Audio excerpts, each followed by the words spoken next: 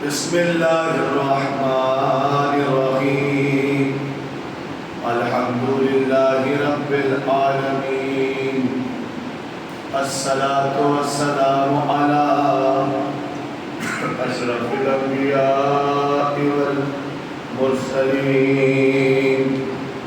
سیدنا و مولانا و مولا الثقلین محبوب رب المشرقین جد الحسن والحسین ابی القاسم محمد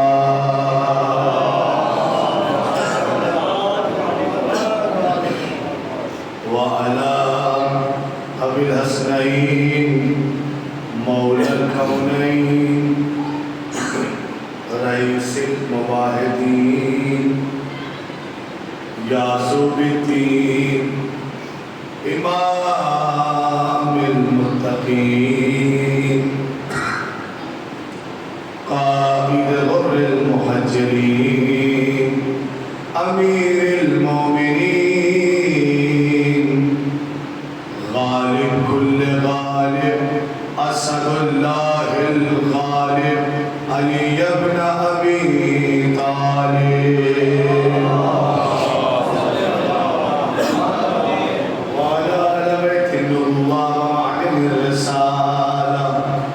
أما بعد فقد قال الله تعالى في القرآن الحكيم بسم الله الرحمن الرحيم ذلك فضل الله يؤتيه من يشاء والله ذو الفضل العظيم صلى الله عليه وسلم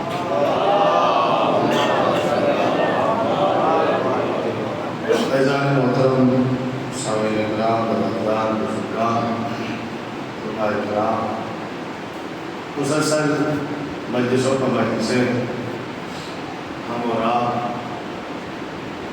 سن رہے ہیں سنا رہے ہیں اور بی بی سیدہ کو ان کی مخدوم نات کا قصہ پیش کر رہے ہیں۔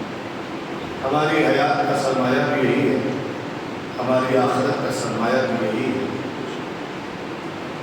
فرش ادا پر آنا اور ذکر آل محمد علیہ السلام سننا، لمحہ لمحہ اپنے آپ کو ثواب میں شریک کرنا، یہ ہمارے لیے خوش بختی اور خوش نصیبی۔ کائنات کا کوئی بھی ذکر ہو جو ان سے ہٹ کر نہ سنانے والے کو ثواب ہے اور نہ سننے والے کو ثواب۔ وقتی طور پر فائدہ مل سکتا ہے، ہو سکتا ہے کوئی ذکر ایسا ہو کہ وقتی طور پر آپ کو فائدہ پہنچائے، یا جملے کو بدل کر یوں کہوں، ہو سکتا ہے کہ کوئی تذکرہ دنیا کا ایسا ہو جو صرف اور صرف انسانوں کو دنیا میں فائدہ پہنچائے، آخرت میں فائدہ نہیں پہنچا سکتا۔ آخرت میں بس اور بس اللہ اور اہل بیت کا تذکرہ ہی فائدہ پہنچائے۔ صلوات بھیجے محمد۔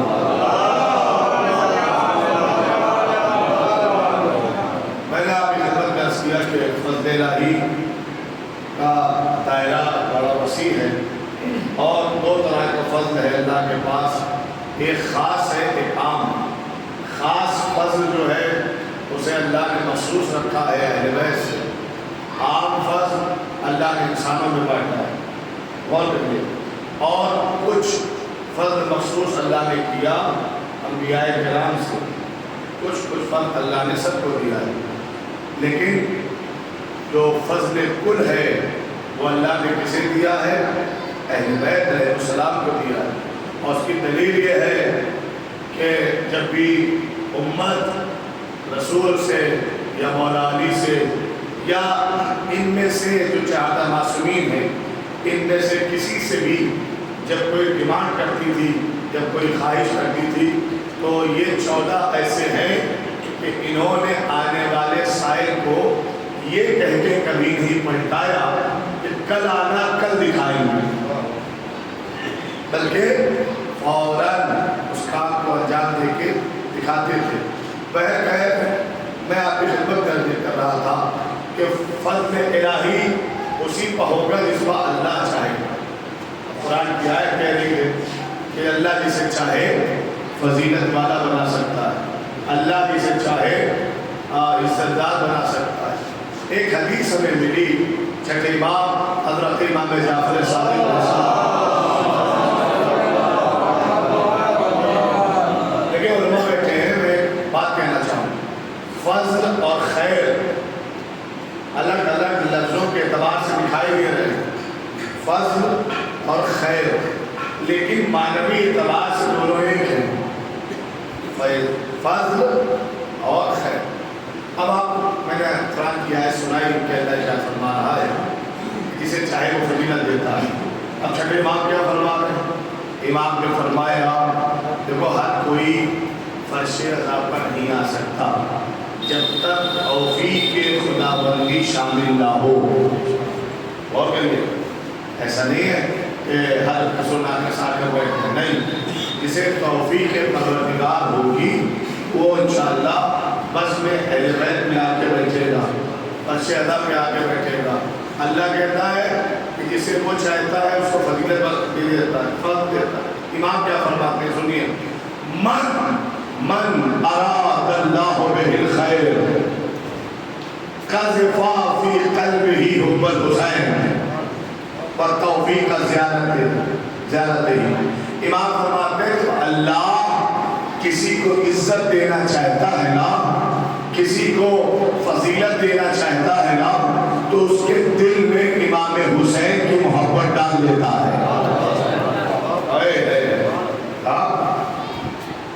یہ حدیث نہیں ہے، یہ حدیث کی صورت میں آپ کے دل و دماغ پر ایک مہر ہے، سکون کی مہر۔ امام فرماتے ہیں اللہ کسی کو عزت دینا چاہتا ہے، خیر دینا چاہتا ہے، تو کیا کرتا ہے؟ اس کے دل میں امام حسین کی محبت ڈال دیتا ہے، اور صرف محبت نہیں ڈالتا، وتوفیق زیارت قبرہ، اور اللہ کیا کرتا ہے؟ امام حسین کی قبر کی زیارت کی توفیق بھی عنایت فرماتا ہے۔ سب کو کوئی یہ گلا نہ کرے ہمیں توفیق نہیں ملی، ہمیں سب کو ملتی ہے۔ بھائی توفیق کسی شے کا نام تھوڑی ہے جو اللہ کعبے سے منی آرڈر کرے گا، اس پہ پوسٹ کرے گا، نہیں، توفیق پروردگار کو پہچاننے کی ذمہ داری بندے پر ہے، بندے پر۔ مثلا میں کسی پر کمنٹ نہیں کر رہا ہوں، ایک مثال دے رہا ہوں۔ مثلا آج کے زمانے میں 1,10,000 روپے میں زیارت کربلا، اگر صرف کربلا جانا ہے تو اور کمی میں ہو جا رہی ہے، 70-80 ہزار ہو جا رہی ہے، لیکن ایران عراق 1,10,000 1,15,000 میں تقریباً انجام پا رہی ہے۔ تو ایک انسان کے پاس کسی بھی جہیز سے محنت کر کے اگر اس کے پاس 1,00,000 روپیہ جمع ہو گیا ہے، اور جیسے ہی 1,00,000 روپیہ اس کے پاس آیا تو اس کے دماغ میں یہ بات کیوں نہیں آئی کہ میں اس 1,00,000 سے اپنے بوڑھے ماں باپ کو زیارت کروا دوں؟ یہ خیال کیوں آیا کہ مارکیٹ میں آئی فون نیا لانچ ہوا ہے؟ اب توفیق کا استعمال کرنے کی باری آپ پر ہے، آپ کا شعور بتائے گا کہ تمہیں توفیق استعمال کر کے زیارت میں جانا ہے یا مہنگے موبائل خریدنے ہیں۔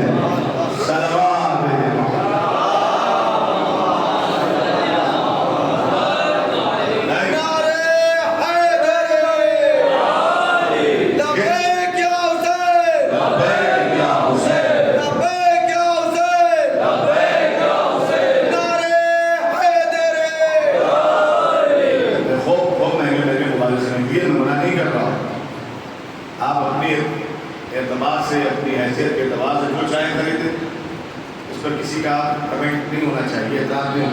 میں یہ کہہ رہا ہوں نوجوانوں کہ جب بھی تمہیں اس بات کا موقع ملے، اگر ماں باپ نے کر لیا تو ٹھیک ہے، اور جب بھی موقع ملے 1,00,000 روپے 1,50,000 روپے تمہارے پاس آئے تو اپنی آرزو، اپنے ارمان کو دباؤ، اور اپنے والدین کو صحیح وقت پر بھیجو.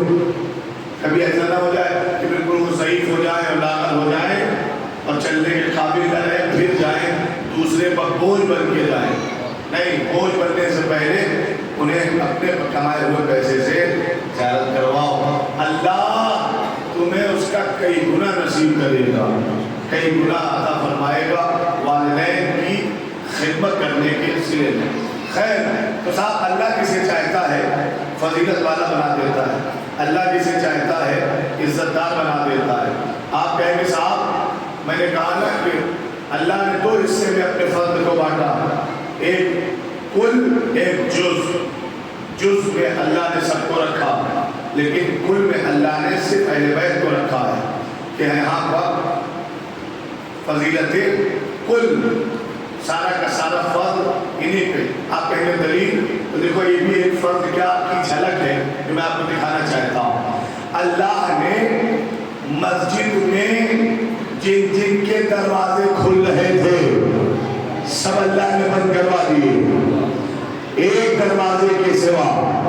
غور فرمائیے, آج مسجد النبوی میں جس کے دروازے کھل رہے تھے اللہ نے آئے بھیجی میرے حبیب سب کے دروازے بند کر دو سوائے ایک کے.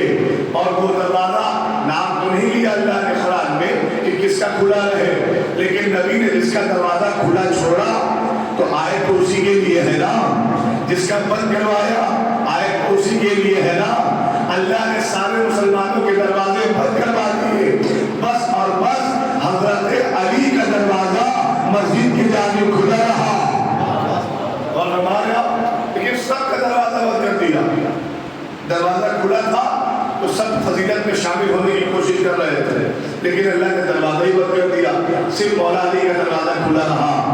یعنی اس کا مطلب ہے اللہ بندوں کے دروازوں کو, اللہ عوام کے دروازے کو بند کر رہا ہے, امام کا دروازہ کھول رہا ہے. بند کر کے اور کھول کے سمجھانا چاہتا ہے عوام عوام رہے گی, امام امام رہے گا. ایک سلوات پڑھے محمد والے محمد.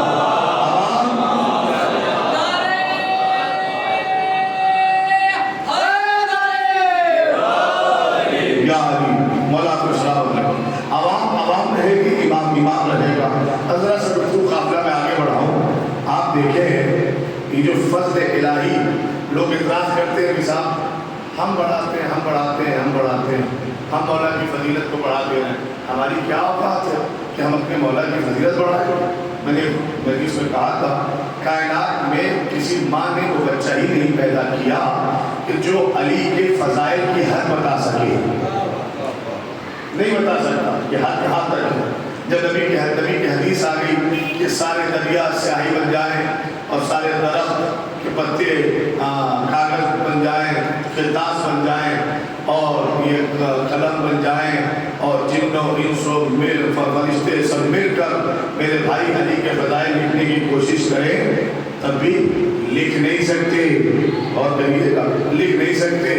جب مہر لگا دی کہ کوئی لکھ نہیں سکتا تو پھر یہ کیسے پتا چلا آپ کو کہ ہم نے بڑھایا ہم نے گھٹایا. بھائی اگر ہم مولا علی کو اللہ کے نبی سے افضل سمجھیں تو ہم نے بڑھایا, اگر ہم مولا علی کو خدا کہتے ہیں تو ہم بڑھایا. ہم نے ہمیشہ اس بات کا اعلان کیا کہ سب سے بڑی ذات کا نام ہے اللہ, اس کے بعد سب سے بڑی ذات کا نام ہے رسول اللہ. اب اس کے بعد اگر کسی کا نمبر آتا ہے تو وہ ہے علی ولی اللہ. اور ہم نے اپنے کلمے میں بھی ترتیب رکھی, ہم نے کہا لا الہ الا اللہ محمد رسول اللہ علی ولی اللہ. جسے جہاں رکھنا تھا ہمیں اچھی طرح پتا ہے کہ اسے کہاں رکھنا ہے, اور ہم نے عقل سے کام لیا. لہٰذا ہم کا اعلان رکھتا ہے کہ جو بڑھاتے ہیں بڑھاتے ہیں بڑھاتے ہیں. جی نہیں صاحب, یہ فضل الہی ہے. اللہ جسے چاہے بڑھائے گا, اللہ جسے چاہے گھٹائے گا. اب اللہ کا ارادہ ہے کہ اللہ یہ چاہتا ہے کہ یہ خاندان ہمیشہ عوام سے اوپر رہے. اگر اللہ نہ چاہتا تو پھر رسالت اس خاندان میں نہ اترتا, خلافت اس خاندان میں نہ اترتا, امامت اس خاندان میں نہ اترتا. آپ کہیں گے کیسے؟ دیکھو عرب کی تاریخ میں ایک جملہ لکھا ہوا ہے جو میں آپ سے شیئر کرنا چاہتا ہوں. غدیر کے بعد خلیج کے بعد اکثریت مخالفت ہو گئی، اکثر لوگ مخالف ہو گئے۔ وجہ کیا ہے؟ وجہ ابن حجر مکی نے اور ایک کوئی اور رائٹر ہے جن کا نام میرا ذہن میں نہیں آ رہا ہے، ان کا نام نہیں آ رہا ہے ذہن میں، وہ بھی اہل سنت والجماعت کے، وہ کہتے ہیں عبداللہ ابن عباس نے اس زمانے کے باغیوں سے پوچھا، عبداللہ ابن عباس نے اس زمانے کے باغیوں سے پوچھا کہ تم نے تو بے نفس نفیس رسول کو کہتے ہوئے سنا تھا من کنت مولا ہو فہذا علی المولا، کہاں سنا تھا؟ کہ پھر وہاں تم نے مبارکباد پیش کی امیر المومنین کہہ کے، اور وہاں سے آتے ہی مدینے میں منکر کیوں ہو گئے؟ علی کی ولایت سے تم نے منہ کیوں موڑ لیا؟ وہ جواب دیتا ہے کہ اس لیے ہم نے علی کی ولایت کو چھوڑ دیا کہ سارا عرب چاہتا تھا کہ اس خاندان میں رسالت تو رہے، امامت نہ رہے۔ اور روایہ سارے عرب کی خواہش یہ تھی کہ رسالت تو رہے، امامت نہ رہے، امامت کسی اور خاندان میں چلی جائے، خلافت کسی اور خاندان میں چلی جائے۔ دیکھو تمہارے چاہنے سے اللہ کا عہدہ بدلے گا نہیں، کیوں؟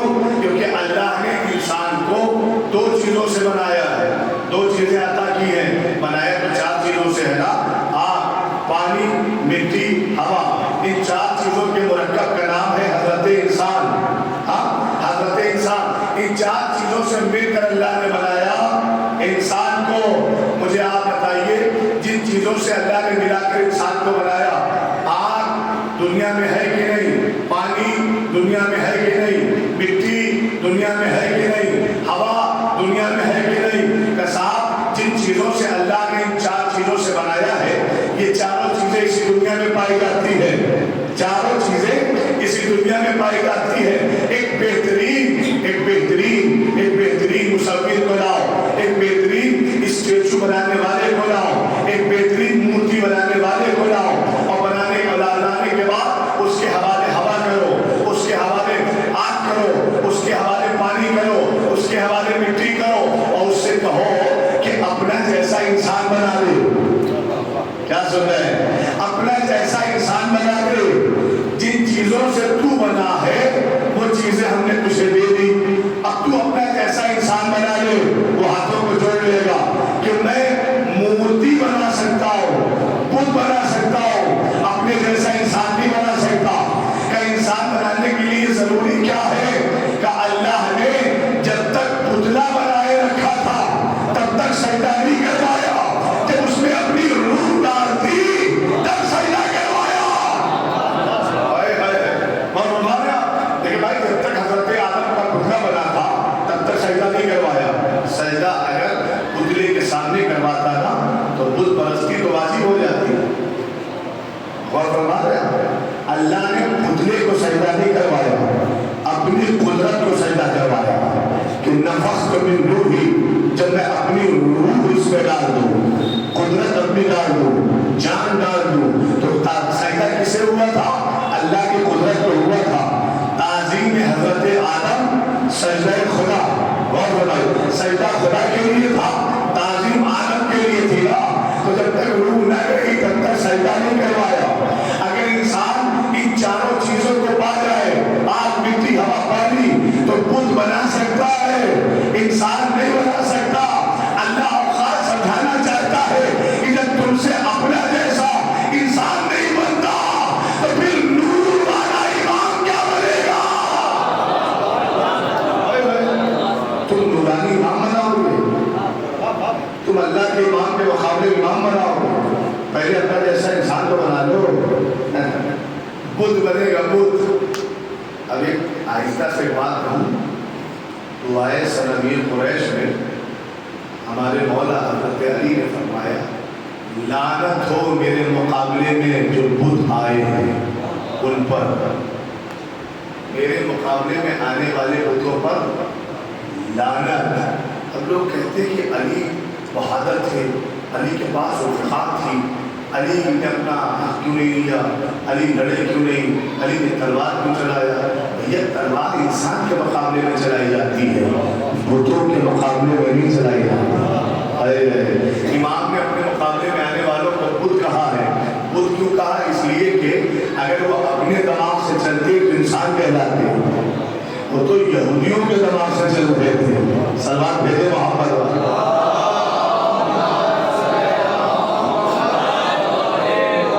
اور فرمائیے کہ سلمان اور پڑھ دے وہاں پر.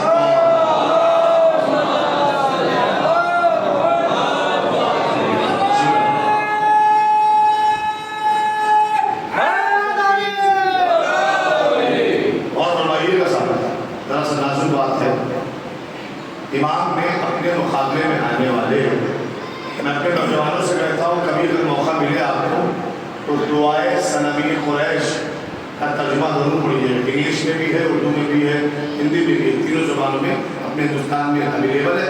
نیٹ پر موجود ہے، نیٹ پر اسے نکال کے اس کا ترجمہ پڑھنا تو آپ کو سمجھ میں آئے گا کہ جناب امیر کی یہ دعا سنبی قریش کا مطلب کیا ہے، امام نے کیا کیا ہے، امام نے فرمایا کیا ہے. اور امام فرماتے ہیں اسی دعا میں کہ میرے مقابلے میں جو بت آئے تھے ان پر لعنت کی ہے امام نے. بتوں پہ لعنت کی ہے امام نے. کس پر؟ کہ میرے مقابلے میں جو بت آئے ہیں وہ لعنتی ہیں. ہم لوگ کہتے صاحب علی شجاع تھے، بہادر تھے، اپنا ہاتھ لیا کیوں نہیں؟ تو میرے ساتھ تلوار انسان کے مقابلے میں چلائی جاتی ہے، بتوں کے مقابلے میں نہیں. بت کیوں تھے سنتے جائیے اور جان کے سنیے گا. امام نے انہیں خود سے تعبیر کیوں کیا؟ اس لیے کہ ان کے دماغوں پر یہودیوں کا قبضہ تھا. مجھے بتائیں، علماء بیٹھے ہیں، ایک شخص ہے جس کا نام تھا کعب الاحبار. کیا نام تھا؟ کعب الاحبار. جیسے ابھی کچھ سال پہلے آپ نے دیکھا تھا کہ ایک شخص ہے جو MI6 کا ایجنٹ تھا، اس کا نام تھا سجاد امام، یا ایسے کچھ نام تھا. ٹھیک ہے، MI6 نے اسے بھیجا کہاں؟ ایران. قوم طالب علم بنا کے بھیجا اور جا کے اس نے 10 سال وہاں پڑھائی کی. اور کسی کو پتہ بھی نہ چل پایا کہ وہ MI6 کا ایجنٹ ہے. پڑھائی بھی کیا، ماما بھی لیا اور ابا خبا سب. پھر واپس گیا لندن. اب مقصد کیا تھا؟ کہ اسے وہاں پڑھوانا اور لباس رسول اسے پہنوانا. اب دیکھیے، یوٹیوب پر دیکھیے گا تو آپ تعجب نہ کریے گا، وہ MI6 کا ایجنٹ ہے. خالی لباس پہنے ہوئے، صرف لباس پہنے ہوئے ہے، ہمارا جیسا دکھتا ہے لیکن آپ جیسا ہے نہیں، آپ کے عالموں جیسا نہیں. اب وہ بال بھی جا رہا ہے، ڈانس بھی کر رہا ہے، عورتوں سے ہاتھ بھی ملا رہا ہے. ہر وہ حرام کام جو اسلام جسے حرام کہتے ہیں، قرار دے رہا ہے شریعت، وہ ہر کام کر رہا ہے. وہ منصوبے کے تحت بھیجا گیا تھا. اور منصوبے کے تحت بھیجا گیا تھا. ویسے ہی 1400 سال پہلے ایک یہودی ہے جس کا نام تھا کعب الاحبار. کعب الاحبار وہ بھیجا گیا مسلمانوں کے خلیفہ کے دور میں، دوسرے خلیفہ کے دور میں، اور وہ جو کہتا تھا وہ مانتے تھے. ایک دن اس نے یہ کہا، حضور میں نے آپ کا نام پچھلی کتابوں میں دیکھا ہے اور اس میں صاف صاف لکھا تھا کہ آپ ہی دین کے رہبر ہوں گے. ان کا صحیح کہتے ہو؟ کہاں صحیح کہہ رہا ہوں. جو کچھ کعب الاحبار سمجھاتا رہتا تھا وہ انجام دیتے رہتے تھے. کعب الاحبار کے کہنے پر اپنا دماغ استعمال نہیں کیا، یہودیوں کے استعمال کیے ہوئے دماغ پہ چلتے رہے. اس لیے شاید ہو سکتا ہے کہ مولا نے اس لیے بھی بدھ کہا ہو کیونکہ یہ انسانی کوئی بھی تقاضا پورا نہیں کر رہے ہیں، انسانی کوئی بھی کام نہیں کر رہے ہیں اور شریعت کو پامال کر رہے ہیں. میرے مخاطب میں بدھ آئے ہیں. دیکھو 1400 سال پرانی بھی یہی سیرت تھی، 1400 سال کے بعد بھی وہی سیرت ہے. کل جن کے رہبر یہودیوں کے کہنے پر چل رہے تھے، آج ان کے ماننے والے پھر یہودیوں کے ساتھ ہیں. آج ان کے چاہنے والے پھر یہودیوں کے ساتھ ہیں. آپ نے دیکھا آج پھر انہی کا ساتھ دے رہے ہیں. تو لہذا امام تلوار کیوں اٹھاتے؟ اچھا پھر ایک بات قابل غور ہے، پھر ایک بات اعتراض کرتے ہیں. کہ صاحب تحفہ کتاب جو چھپی ہے جس کا نام ہے تحفہ اثنا عشریہ، محدث شاہ محمد محدث دہلوی کی ہے. اس نے اس تحفہ اثنا عشریہ میں اتنے مغلظات رکھے ہیں شیعوں کے خلاف، اور سارا زور قلم اس بات پر خرچ کر دیا کہ کہیں سے یہ ثابت ہو جائے کہ مولا علی نہ پہلی خلافت سے ناراض تھے، نہ دوسری، نہ تیسری. مولا علی ان کے دوست تھے نا، مولا علی ان سے راضی تھے، مولا علی اپنا امام انہیں مانتے تھے. اور اس نے دلیل کیا لکھی ہے؟ وہ دلیل لکھتا ہے کہ راضی تھے علی. دلیل یہ ہے کہ جب دربار میں کوئی مسئلہ پیش آتا تھا تو علی آ کر فیصلہ سناتے تھے. غور کریے گا. تو یہ اس بات پر زور لگایا کسی بھی طرح سے ثابت ہو جائے علی پہلے سے بھی راضی تھے، دوسرے سے بھی راضی تھے، تیسرے سے بھی راضی تھے. بھیا جب سارا زور تمہارا اسی پر ہے کہ علی راضی تھے راضی تھے راضی تھے، تو اب رضی اللہ نہ لگاؤ، رضی علی لگاؤ.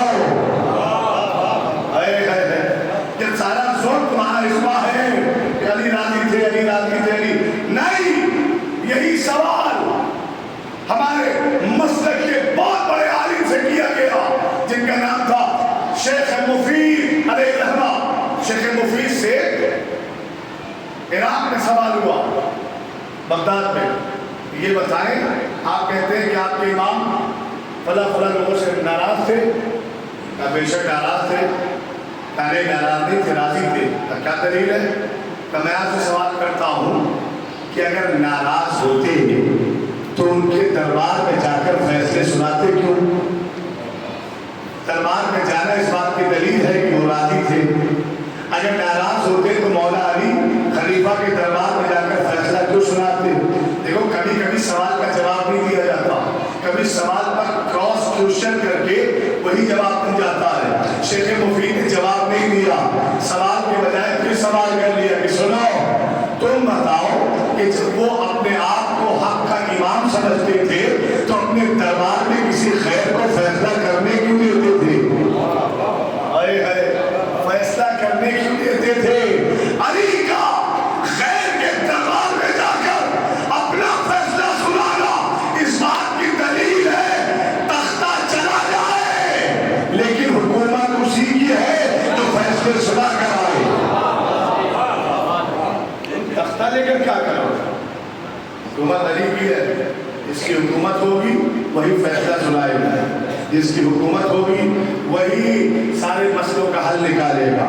چنانچہ حکومت ملے یا نہ ملے. اور آپ یہ دیکھیے صاحب ذرا سا غور فرمائیے، ابھی 2-3 دن کی بات ہے، ایک بوڑھا بالکل بوڑھا شخص بستر پر مر رہا ہے اور وہ لائیو کچھ بیان دے رہا ہے، ابھی کچھ دن پہلے کی بات. اور وہ مولانا کائنات کے خلاف مغالطات بک رہا ہے اور نہ جانے کیسی کیسی باتیں اس نے کہیں جو میں نقل بھی نہیں کر سکتا.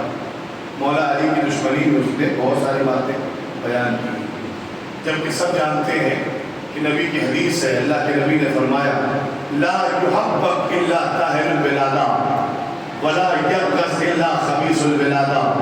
علی سے محبت وہ کرتا ہے جس کی ولادت میں طہارت ہو. علی سے دشمنی وہ رکھتا ہے جس کی ولادت میں ابلیس کی شمولیت ہو. اور فرماتے ہیں جس کی ولادت میں نجاست ہو. یہ تو کھلی ہوئی حدیث ہے نا. اور اگر انسان چاہتا ہے محبت نہ کرے لیکن اپنا بغض چھپا کے رکھے، اگر بغض سینے سے زبان پہ آیا تو شجرے کا پتہ چل جائے گا. سلوات پڑھے محمد والے محمد.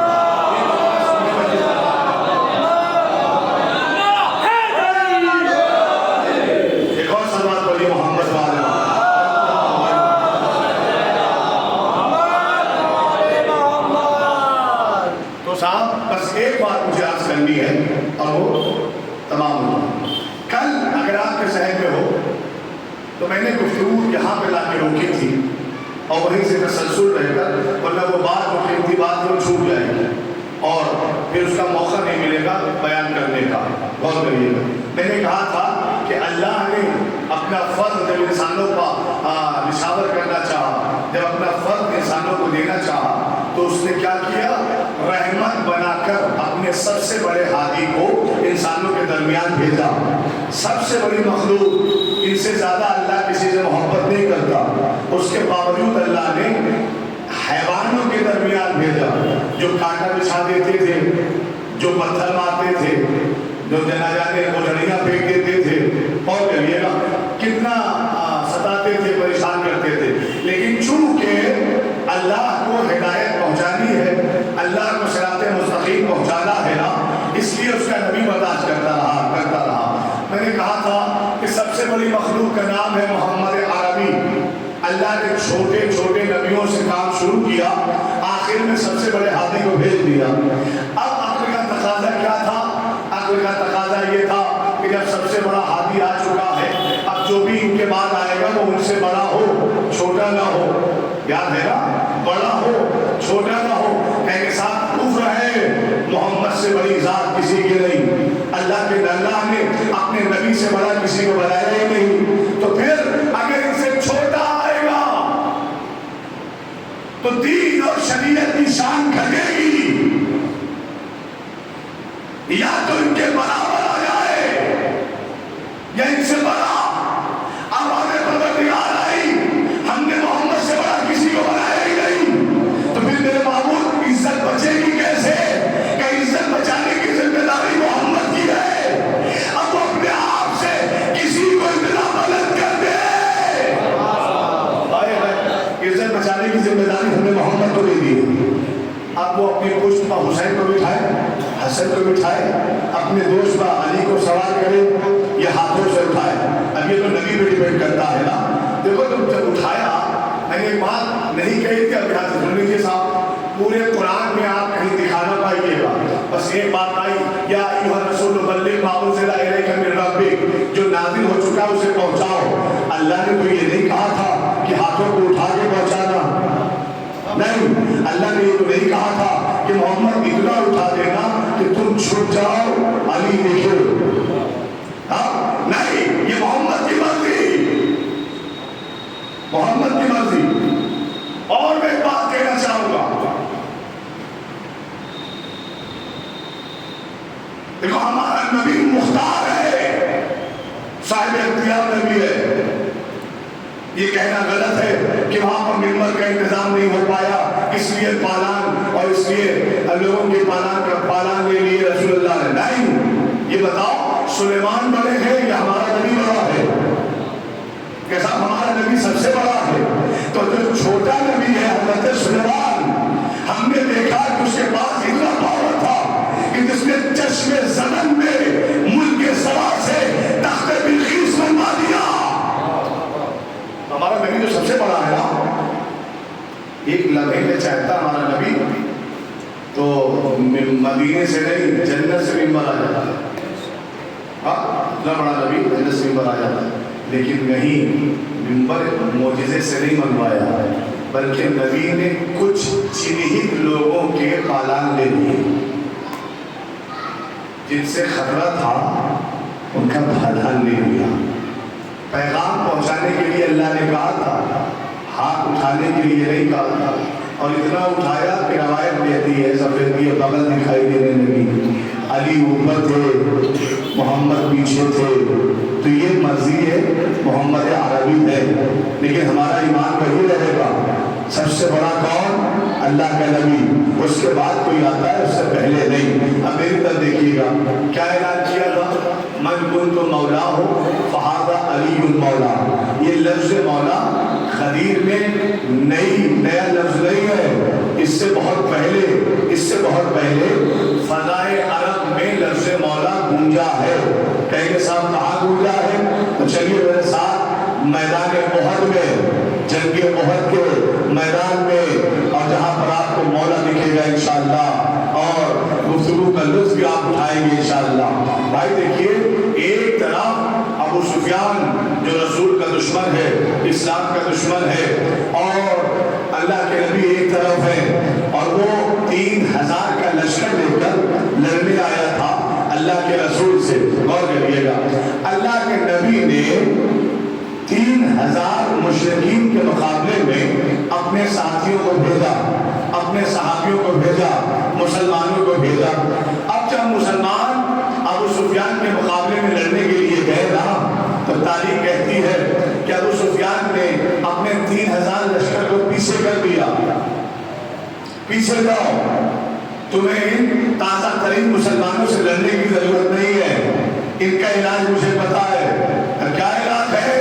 ابو سفیان خیمے میں گیا اور جانے کے بعد ایک بڑا سا پتھر لے کر آیا، بت لے کر آیا، اور اپنے ہاتھوں میں بدل کر کے کہتا ہے مسلمانوں نحن نمل عزا ولا عزا لکم، اے مسلمانوں ہمارے پاس ہماری مدد کے لیے ہمارا عزا موجود ہے، تمہارے پاس کوئی عزا نہیں ہے۔ تاریخ کہتی ہے ابو سفیان کے ہاتھ میں وہ پتھر، وہ بت دیکھ کر مسلمانوں میں کوئی ایسا نہیں تھا جو بھاگا نہ ہو۔ پتھر دیکھ کے سب بھاگ گئے۔ اچھا چلو صاحب، خیبر میں ایک بڑا پہلوان تھا، ہاں پورا پورا بکرا کھا جانے والا پہلوان، بہت ہیوی پہلوان۔ خیبر کے اگر مسلمان مذہب کو دیکھ کر بھاگے تو کوئی تعجب نہیں ہے، چلو پہلوان کا ڈر کے بھاگ گئے۔ ہاں یہ پتھر میں کون سا خوف ہے بھائی؟ کیا سن رہے ہیں؟ پتھر میں کون سی طاقت ہے، خوف ہے کہ ابو سفیان نے عزا نامی کو دکھایا اور مسلمان بھاگ گئے۔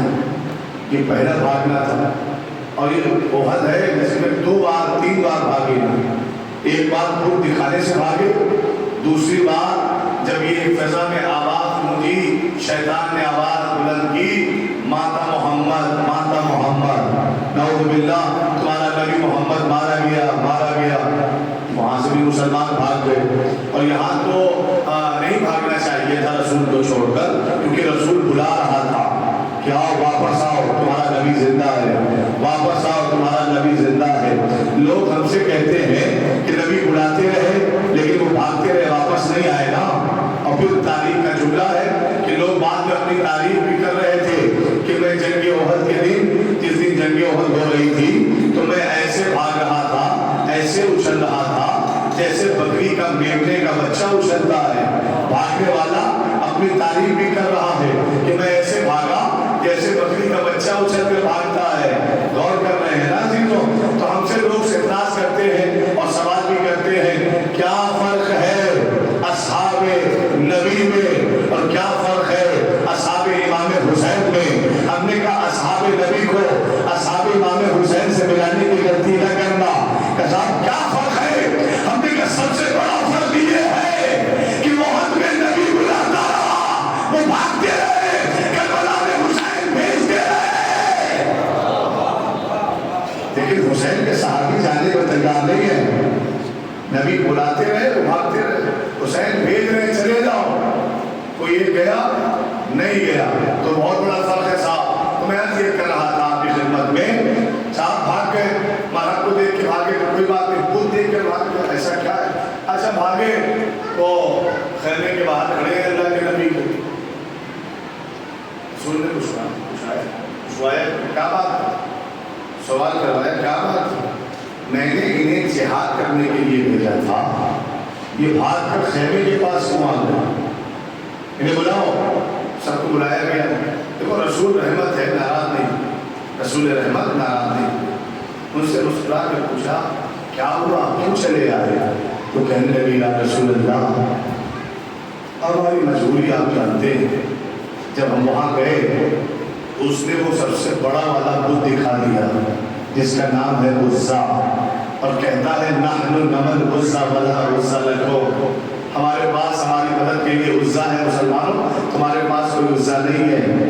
تو رسول مسکرائے، ناراض نہیں ہوئے، مسکرائے کہ ٹھیک ہے، تازہ ترین مسلمان ہیں، ابھی تو وہاں سے منہ موڑ کر آئے ہیں، بہت سالوں تک انہیں حلوہ بھی کھلایا ہے، پوری بھی کھلائی ہے، ان کے سامنے سر بھی جھکایا ہے، ان کی پوجا بھی کی ہے، پرستش بھی کی ہے، تو ٹھیک ہے، ایک فطری بات ہے، ہو سکتا ہے کہ ان کا خوف ان کے دل پر بیٹھ گیا ہو، کوئی بات نہیں۔ اللہ کا نبی ناراض نہیں ہوا، اور ناراض مسکرا کر اللہ کے نبی نے ارشاد فرمایا کہ ٹھیک ہے،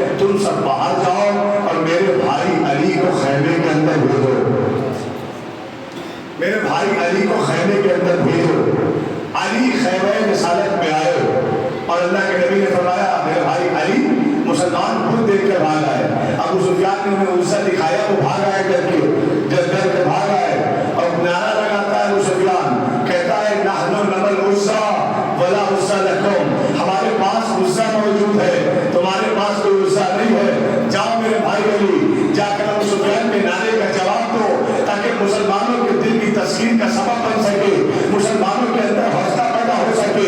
خدا کی قسم کسی تاریخ میں یہ جملہ نہ دکھا پائیے گا، چاہے وہ شیعہ ہو چاہے سنی، بھائی اتنا ہی لکھا ہے کہ رسول نے کہا جاؤ جواب دو، جواب دے کر آؤ۔ کہیں نہیں ملا کہ رسول نے ابو سفیان کے نعرے کا جواب بھی بتایا ہو۔ سجاد کے سنو گا نہیں تو فرشتے کنفیوز ہو جائیں گے کہ سواب لکھوں یا خالی جانے دوں۔ میرے ساتھ جڑے رہیے گا، کل ہی میں نے بیان کیا تھا نا، میرے ساتھ جڑے رہیے گا۔ جواب نہیں بتایا، صرف نعرہ بتایا کہ جاؤ جواب دے کر آؤ۔ اور جواب کیوں بتاتے؟ جب رسالت کو آپ نے پہلے ہی کہہ دیا انا مدینۃ العلم وعلی بابها، میں علم کا شہر، علی اس کا دروازہ ہے۔ اللہ اکبر۔ بھائی بھیجا جناب امیر خیمہ رسالت سے باہر نکلے، آئے اس مقام پر جہاں ابو سفیان کا خیمہ تھا، آواز دی 2 مرتبہ، پھر اس کے بعد ابو سفیان اپنے خیمے سے باہر نکلا اور کہتا ہے اے ابو طالب کے بیٹے کیا بات ہے، کیوں آواز دیتے ہو، کیوں صدائے لگاتے ہو؟ جناب امیر نے فرمایا کیا کہہ کر تو نے مسلمانوں کو خوفزدہ کیا، تازہ ترین مسلمانوں کو تو نے ڈرایا؟ کہ میں نے کچھ نہیں کہا، میں نے اپنے خدا کو سامنے رکھا، عزا کو، اور میں نے مسلمانوں سے کہا نحن نمل عزا ولا عزا لکم، ہمارے پاس مدد کے لیے عزا ہے، تمہارے پاس کوئی عزا نہیں ہے۔ ابو طالب کے لال نے ابو سفیان کو جواب دیا، سن ابو سفیان نحن نمل نحن اسرا بے محمد آل محمد کا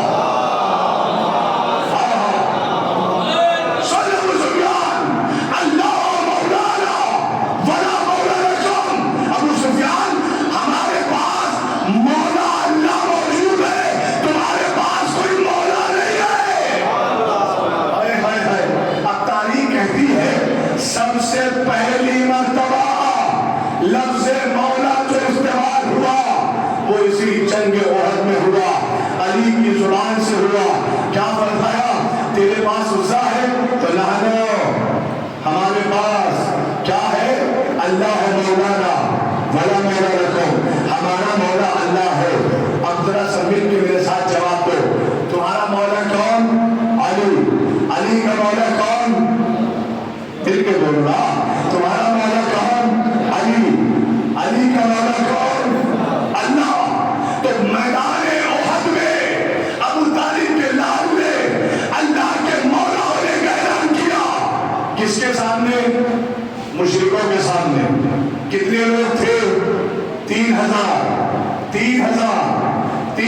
کا مجمع، جس کے سامنے حضرت ابو طالب کے لال نے اللہ کے مولا ہونے کا اعلان کیا نا۔ میری طرف دیکھیے گا، بات ضائع نہ ہونے پائے۔ 3000 مشرکوں کے سامنے ابو طالب کے لال نے، حضرت علی علیہ السلام نے اللہ کے مولا ہونے کا اعلان کیا نا۔ یہ بات تو اسی دن طے ہو گئی تھی۔ اے علی ابن ابی طالب، تم نے 3000 کے سامنے مجھے مولا کہا، میں 1.25 لاکھ حاجیوں کے سامنے تمہارے مولا ہونے کا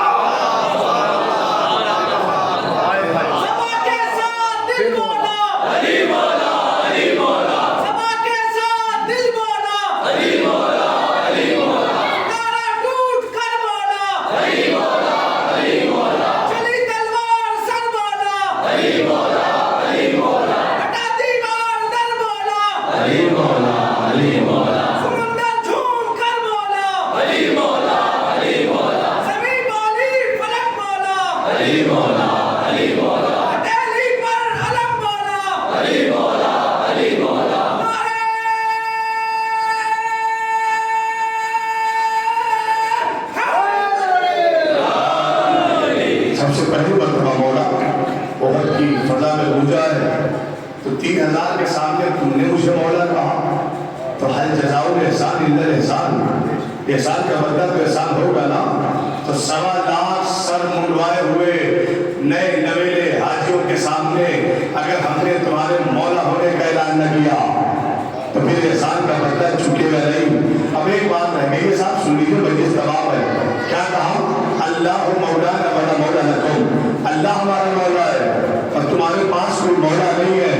علی نے صرف جواب نہیں دیا، میرے مولا نے اس نعرے کا جواب دے کر رہتی دنیا تک ایک بات پہنچائی، مولا مومنوں کے پاس ہوتا ہے، مشرکوں کے پاس نہیں ہوتا۔ سن لیا آپ نے؟ مولا مومنوں کے پاس، مشرکوں کے پاس نہیں۔ اور ایک جھوٹا اور کہہ دو، علی نے جنگ احد میں مولا ہونے کا اعلان کر کے بتایا کہ جن کے پاس مولا ہوتا ہے وہ جنگ کا میدان چھوڑ کر بھاگتے نہیں۔ خدا کی قسم اتنی سستی اچھی نہیں ہے صاحب، اتنی سستی اچھی نہیں ہے میرے ساتھ بھائی۔ جواب دے کر اعلان کر کے سمجھایا، جس کے پاس مولا ہو، جس کو مولا کو یقین ہو، وہ میدان چھوڑ کے بھاگتا نہیں ہے، وہ ڈٹا رہتا ہے، وہ میدان چھوڑ کے بھاگتا نہیں۔ ہم نے جب 1400 سال پہلے بھی دیکھا، 1400 سال کے بعد بھی دیکھا، جن کے پاس مولا نہیں تھا وہ یہودیوں سے ڈر کے بیٹھے رہے، لیکن جن کے پاس مولا تھا وہ جواب پہ جواب۔ ایران کیوں چپ رہے؟ اس کے پاس مولا ہے، مولا ہے۔ جہاں مولا ہے وہاں طاقت ہے، وہاں جذبہ ہے، چاہے وہ 1400 سال پرانی بات ہو۔ اگر مولا ہے، آپ بتائیے میثم تمام کے اندر کتنی طاقت ہے؟ ہاتھ کاٹ دیے گئے، پیر کاٹ دیے گئے، زبان کاٹ دی گئی، پھر بھی مولا مولا مولا کرتے رہے۔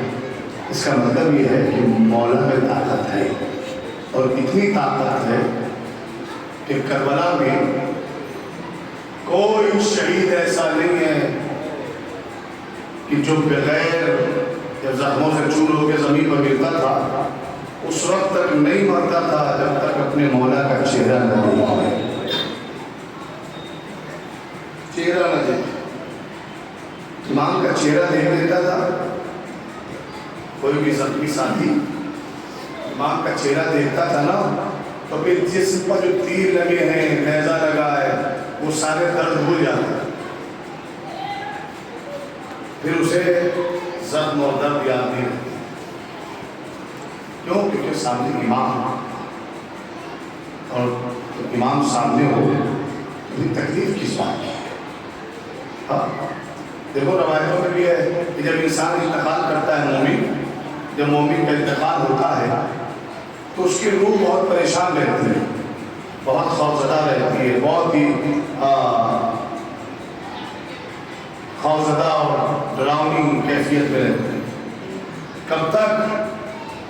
جب تک وہ قبر سے اوپر، لیکن جب قبر کے اندر مومن کی روح جاتی ہے، بدل جاتا ہے، اور کچھ ہی دیر کے بعد جب ایک نور ساتھ ہوتا ہے اور اس کا امام اس کے پائیں آ کر بیٹھتا ہے تو وہ جو خوف دنیا کا تھا وہ سارے خوف دور ہو جاتے ہیں۔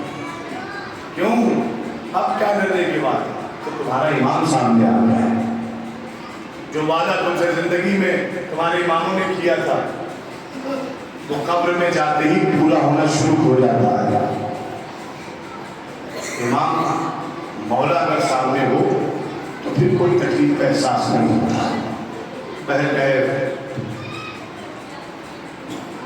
4 محرم ہے آج، دیکھتے دیکھتے سارے ایام بڑی تیزی سے گزر جاتا ہے۔ سال بھر ہم نے جس دنوں کا انتظار کیا وہ دن افسوس بہت تیزی کے ساتھ گزر رہے ہیں۔ آج مختلف جگہوں پر مختلف روایتیں پڑھی گئی ہیں، لیکن جناب ان کا بھی تذکرہ ہو رہا ہے، مرثیوں میں جناب حبیب کا بھی تذکرہ ہو رہا ہے، جناب امن محمد کا بھی تذکرہ ہو رہا ہے۔ عزیزوں، عالم غربت میں ایک بہن ہے جو اپنے بھائی سے خواہش کر رہی ہے۔ جناب زینب جب سے کربلا آئی ہیں بات کی، بے چینی میں مبتلا ہے، بے چین ہے، مضطرب ہے۔ کیوں؟ کیونکہ رات، اکثر رات میں ایسا ہوا کہ گھوڑوں کی ٹانکوں کی آواز زینب کے کانوں تک پہنچی۔ ایسا لگتا تھا کہ لشکر پر لشکر آ رہے ہیں کربلا۔ زینب سمجھ گئی کہ میرے بھائی کے خلاف لشکر پر لشکر آ رہے ہیں۔ جانتے ہو ایک بہن نے اپنے بھائی سے کیا کہا؟ بھیا یزید کی طرف سے بہت سارے لوگ آ رہے ہیں، کیا آپ کا کوئی ساتھی نہیں ہے جس سے آپ خط لکھ کر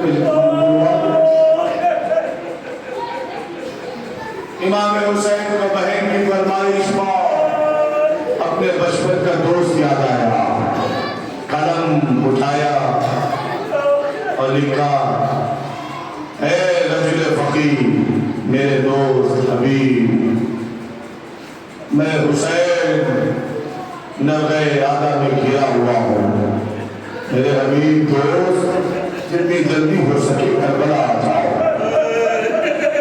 میں نے اپنے بزرگوں سے سنا ہے کہ امام حسین نے لکھا اور بند کرنا چاہتے تھے کہ جناب زینب نے آ کر کہا بھیا ایک جملہ اور لکھ دو۔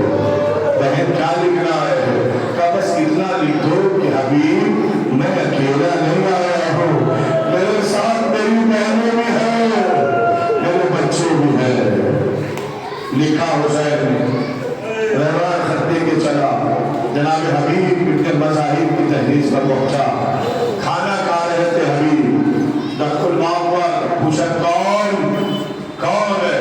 دیکھو کھانا کھاتے وقت کوئی بھی آ جائے، قرآن پڑھتے وقت اور کھانا کھاتے وقت کوئی بھی آ جائے تو اٹھنا صحیح نہیں ہے۔ حبیب نے بیٹھ کر پوچھا دسترخوان پہ بیٹھ کر کون؟ تو اس نے آواز دی کہ میں حسین کا قاسم ہوں، میں حسین کی طرف سے خط لے کر آیا ہوں۔ روایت کہتی ہے امام حسین کا نام آنا ہی تھا کہ حبیب نے دسترخوان چھوڑ دیا، کھانا بعد میں میرے آقا حسین کا خط کھولا، خط فوراً کھولا، وہیں پر رسول دروازے پر پڑھا، آنکھوں سے لگایا، رونے لگے حبیب، اور پھر دسترخوان پہ آتے بیٹھے۔ بیوی نے پوچھا کیا ہوا؟ کہ میرا آقا حسین کربلا کے بیابان میں ہے اور نغے آدھا میں ہے، مدد کے لیے حسین بلاتے ہیں، بتاؤ تمہاری مرضی کیا ہے؟ جاؤ لگے جاؤ۔ جناب حبیب کی بیوی کہتی ہے تم اپنی مرضی بتاؤ گا، میں سوچتا ہوں کہ نہ جاؤں، اگر چلا گیا تو تمہارا خیال کون رکھے گا؟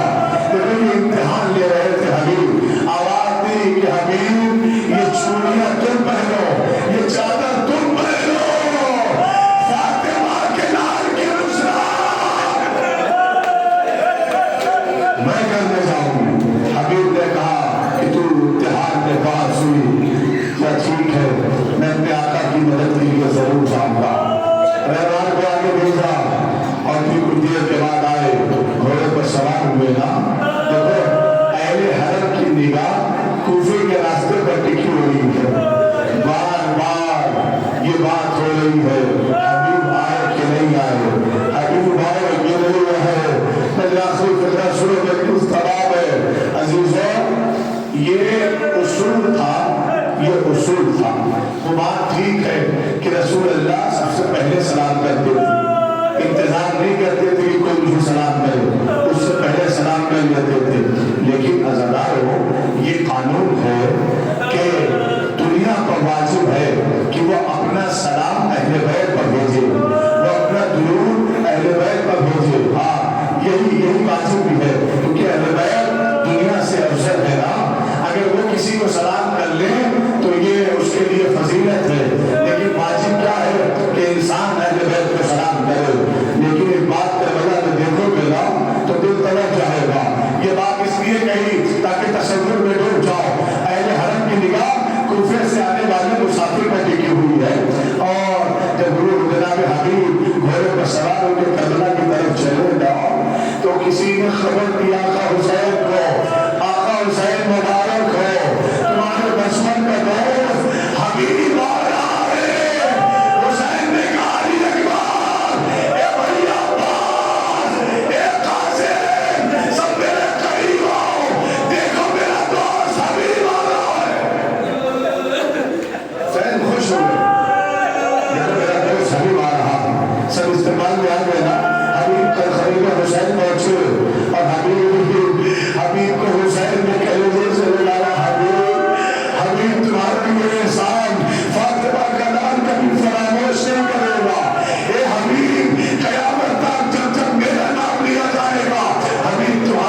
نہیں جائے گا.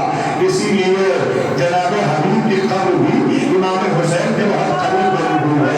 جناب کربلا جائیں انشاءاللہ توفیق دے اللہ جا کر زیارت کرنا. یہ عزادارو بس آخری فکرہ کلیجے سے لگا حبیب تم نے ہم پر احسان کیا.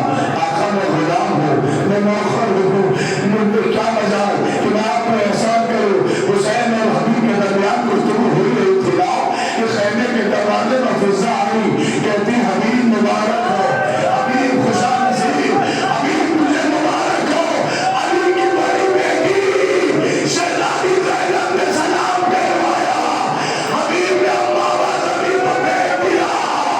اللہ اللہ اہل بیت پر کیسا دیا میرا ان شہزادیوں کو نام میں سلام کرے. یا اللہ یہ کیسا دن اہل بیت آیا. علی لعنت اللہ علی القوم الظالمین. وسيعلم الذين ظلموا أي منقلب ينقلبون. میرے اللہ ہماری اس عبادت کو قبول کر لے. یا خیر بیت علیہ السلام ہماری ناصروں شہزادی کے رومان میں جگہ عنایت فرما. بحق اہل بیت علیہ السلام میرے اللہ جہاں کے مومن مومنات ہیں ان کی جان مال عزت آبرو کی ناموس کی حفاظت فرما. دنیا ظلم و جور سے بر چکی ہے میرے اللہ. عدل و انصاف کرنے والے امام کے ظہور میں تعلیم فرما. ہم سب کو ان کے اعمال و انصار میں شامل ہونے کی توفیق عنایت فرما. ربنا تقبل منا انك انت السميع العليم. ماتم حسین.